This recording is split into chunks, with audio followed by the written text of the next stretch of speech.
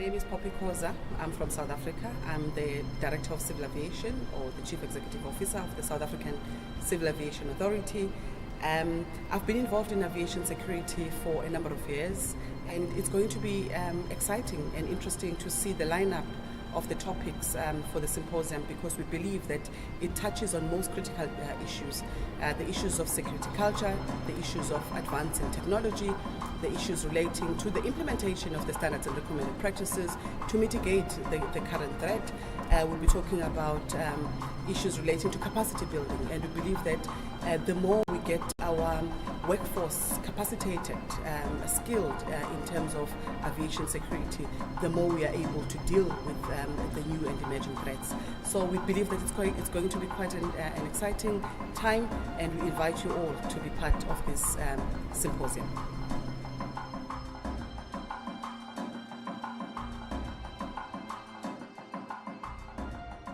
I'm Angela Gittins, Director General of Airports Council International World. ACI is proud to be collaborating with ICAO on this important security symposium, which will build on the solid foundation of ACI-ICAO initiatives that we have done before with respect to aviation security and on the sustainable development of the industry. We are all part of a society that has seen the continued evolution of threats to our day-to-day life. Maintaining the safety and security of the traveling public is a shared priority for all industry stakeholders, national and local authorities, and with airports playing a critical role.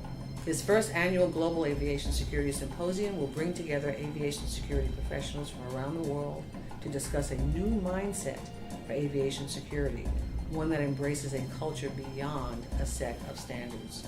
Together with our member airports, we have identified critical issues facing the industry and have developed a program within the conference that will focus on the latest security processes and technological innovations. In addition to in-depth airport case studies, we have planned unique demonstration sessions which will bring together many of the industry's leading solution providers to show how the latest technologies are being deployed. I encourage airports and partners to attend this event, which will showcase innovation, technology, and human factors in the airport environment, and will provide an opportunity to discuss solutions with many of the world's regulators. I look forward to seeing you at this important gathering in September. You should be there.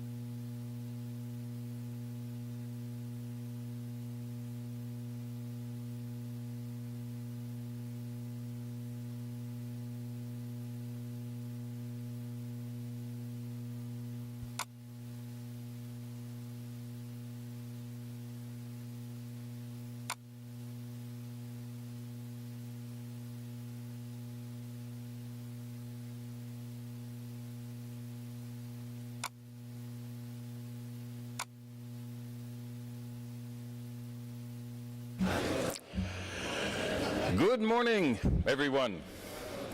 Welcome back to the symposium and day 3. We're in for, I would say, a few surprises this morning. As you can see, we have laid out in the center aisle a number of empty bags. I know that you're intrigued by them, and I also suspect that you know that it is for the police dog demonstration a bit later on this morning, but it's quite a shock coming into the room and seeing all these bags laid out. Quite interesting. We're all looking forward to it. In any case, not too many housekeeping items this morning. Perhaps a reminder about the app. Those of you whose presence here is the first day, we have an app for the symposium. It's AVSEC 2017. That's the name of the app. You can download it for iPhone, Android, and other devices. The new feature of the app we announced yesterday is the live blog that you can use to follow the proceedings, the summaries, if you will, of each of the sessions. Quite interesting. And you can also use it, of course, to assess each of the sessions, and we really appreciate your comments in order to improve the symposium for next year.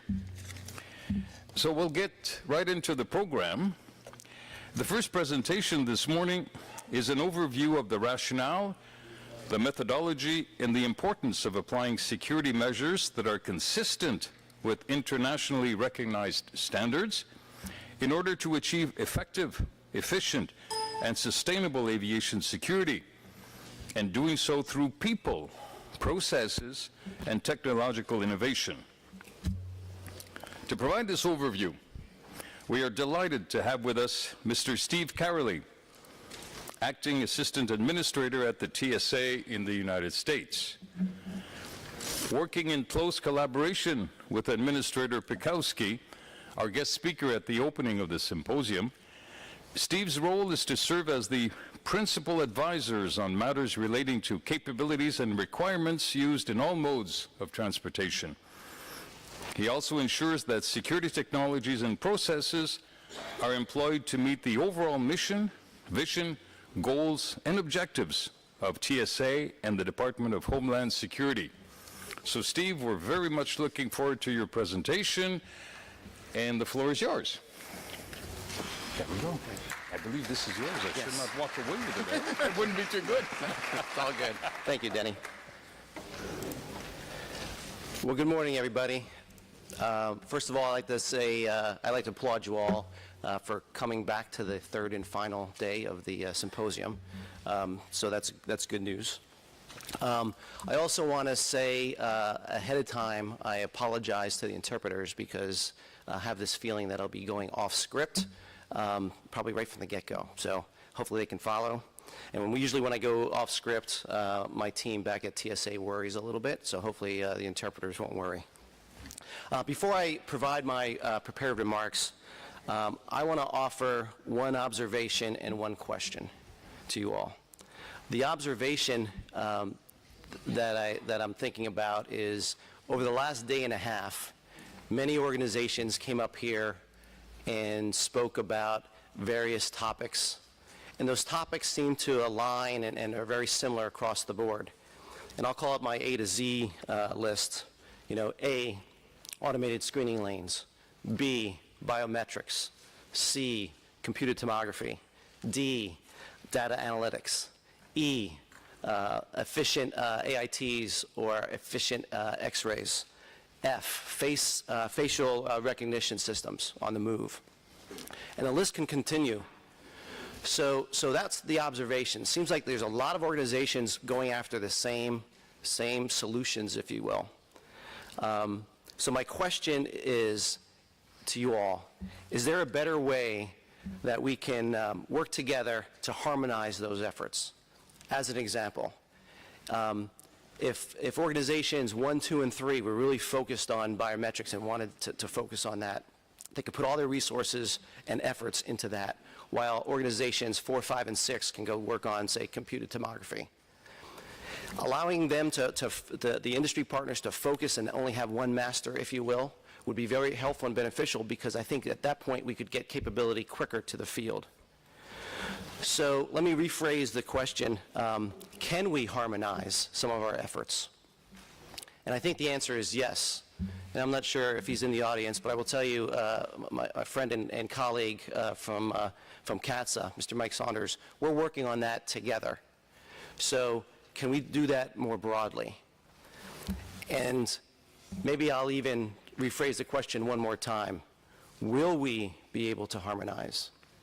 And I'll leave that up to you all. Only the future can hold that answer. So TSA operates, TSA operates in a very challenging security environment, whereby the agency conducts security activities across numerous transportation security sectors, which includes commercial and general aviation, mass transit systems, freight and passenger rail, highways, pipelines, and ports. My comments today will only focus on the aviation security sector, but rest assured that we are working to increase security effectiveness in all sectors. Before I provide my salient remarks regarding innovation, allow me first to provide some context. To meet aviation security mission on a daily basis, the TSA deploys a workforce of 46,000 transportation security officers, hundreds of explosive detection canine teams, and federal air marshals to secure 440 airports and over 22,000 domestic flights operated by 200 U.S. and foreign carriers and 2,000 inbound international flights. On a daily basis, TSA screens approximately 2.5 million passengers and 6 million carry-on items by operating and maintaining over 2,100 checkpoint lanes. TSA screens approximately 1.2 million checked baggage items using over 1,000 inline explosive detection systems. Based on those numbers alone, we have come to realize that TSA cannot and should not implement a one-size-fits-all security approach to meet mission needs, especially when we're facing an intelligent and adaptive adversary. We need to be agile, and we need to be capable of adopting numerous threat scenarios. We won't be able to do that through technology alone.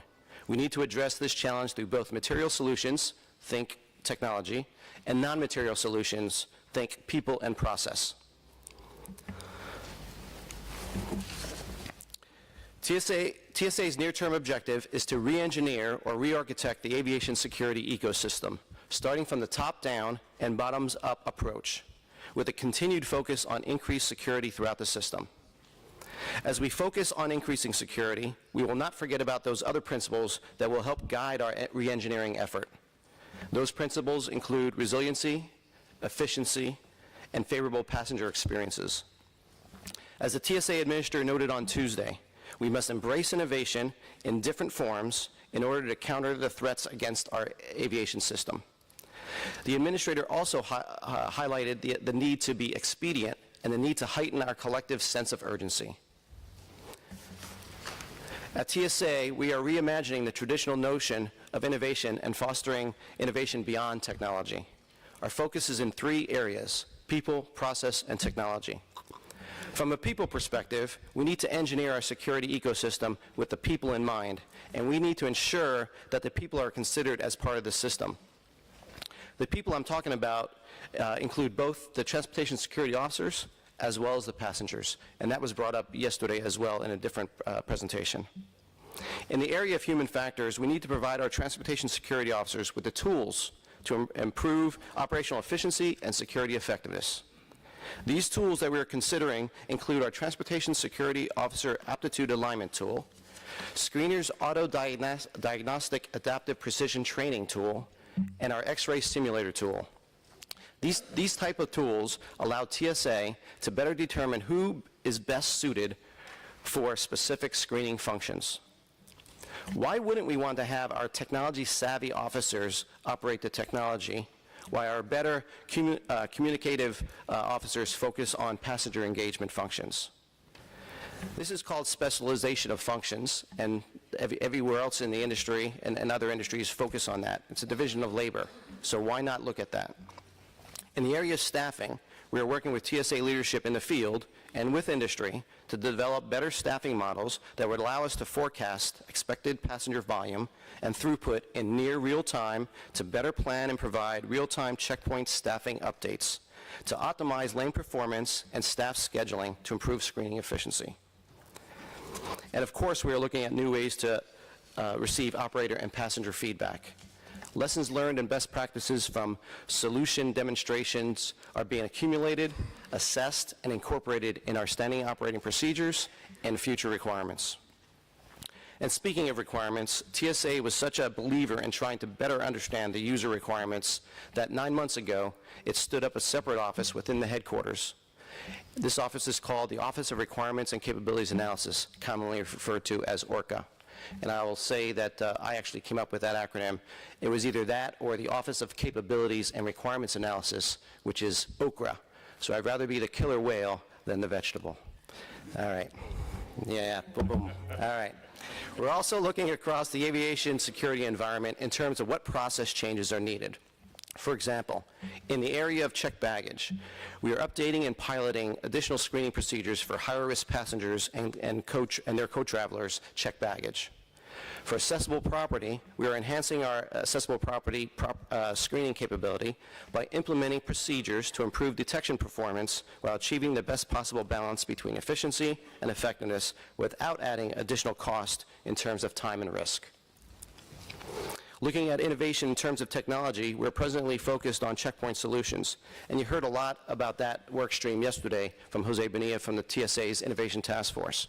But I will highlight a few of those initiatives today. The automated screening lane, commonly referred to as ASL. The ASL automates elements of the checkpoint accessible property screening system to increase throughput, improve bag search handoff, and maximize efficiency in carry-on screening. Biometric authentication technology, commonly referred to as BAT. BAT leverages electronic gate and contact or contactless fingerprint capture technology and/or facial recognition technology to validate the identity of a passenger, obtain the passenger's vetting status, ensure that the passenger is ticketed.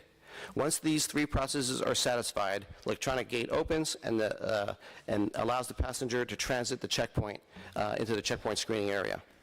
I personally believe that biometrics is a game changer for us, for the community as a whole. Computed tomography, commonly referred to as CT. The CT system utilizes 3D imaging and decision software to help operators identify threats and may eliminate the need for divestiture of electronics and liquids for carry-on passenger baggage screening. In my opinion, this is also a game changer for us. TSA is focused and needs to be focused on a holistic view of aviation security rather than concentrating solely on one aspect of the security environment, such as just focusing on checkpoint or focusing on checked baggage ops or even air cargo ops. We need to look at this as an aviation security ecosystem. And what I'm trying to get at here is, again, the big system of systems. Each one of those that are articulated in that chart focus on a process within the evolution at an airport. It is a system of systems. So if you're looking at it, you need to think of curb to gate or destination to reservation, or pick your catchphrase. But we need to look at that as the system. We're getting away from the boxology. And boxology, I mean just focusing on CT or AT or biometrics. That's always a piece. And that piece has to be engineered and integrated into the whole. So in stretching this vision across the full ecosystem, it helps to break down this aviation security architecture into several layers or components. We need to look at the national level, the airport level, the screening level, and the transportation security equipment level. These developmental efforts will occur in stages, but can no longer be operated in isolation. These critical elements will be engineered or architected as an integrated but distributed aviation security system. These efforts have to better be coordinated across the airport, airline, and governmental stakeholders to improve the quality and the pace of fact-based decision-making. Systems architecture enables the flow and use of risk and operational data to proactively adapt to emerging threats through a comprehensive view of the security landscape. To illustrate this, I offer the following scenario.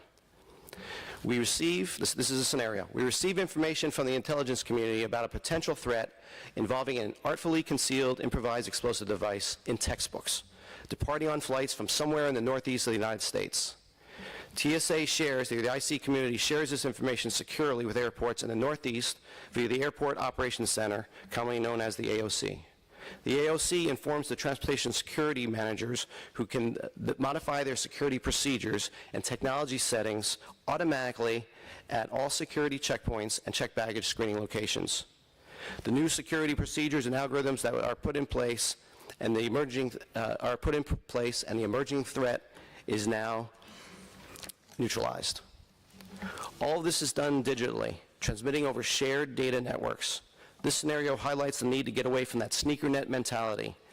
Transferring data and information by physically moving media using CDs or flash disks, drives, is not embracing innovation.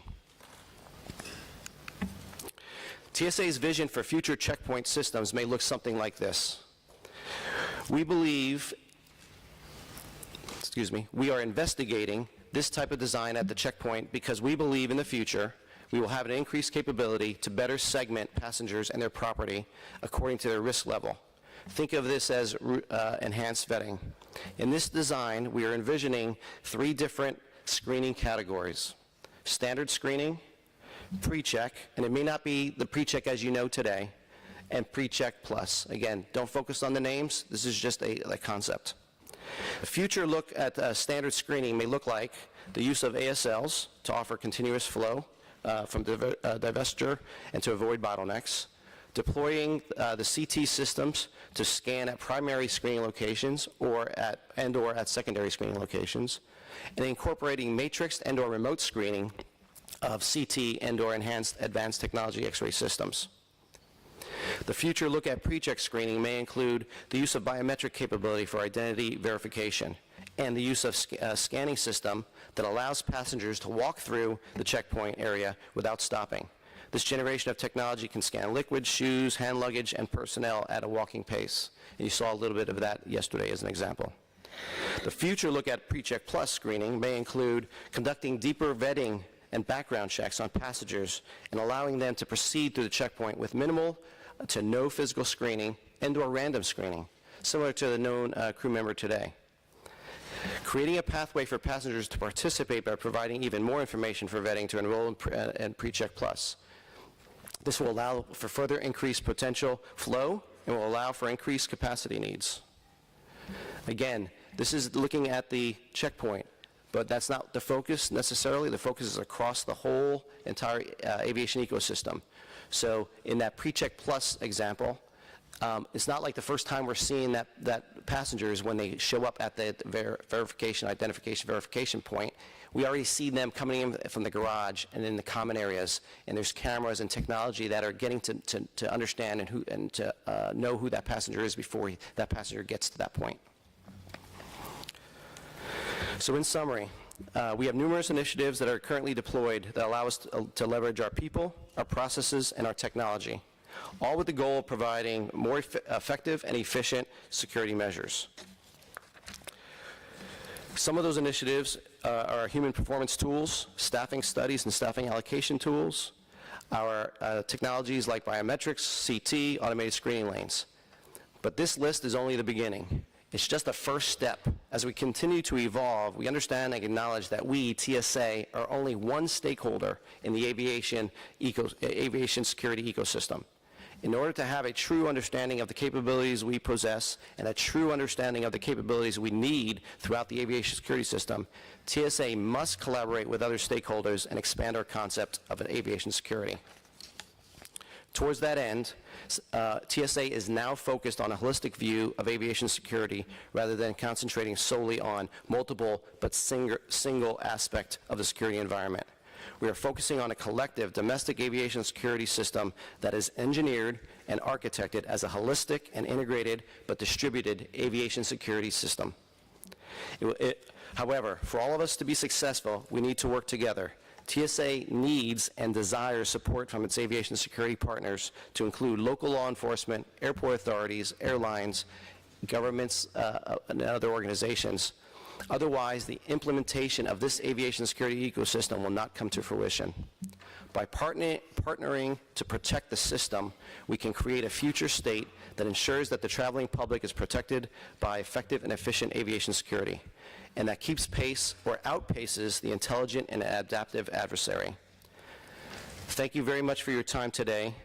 I look forward to working with you to continue to build this collaborative environment. And again, when you're thinking about collaboration, I think about harmonization. And in that harmonization, there'll be a panel where ICAO talks about what the possibilities are. And I ask that the ICAO working groups really look at how to harmonize the detection standards, the test methodologies, the test processes, and then more importantly, share those results. Share them with the team so that, again, we can best utilize that information and get capability out to the field sooner. Thank you, everybody.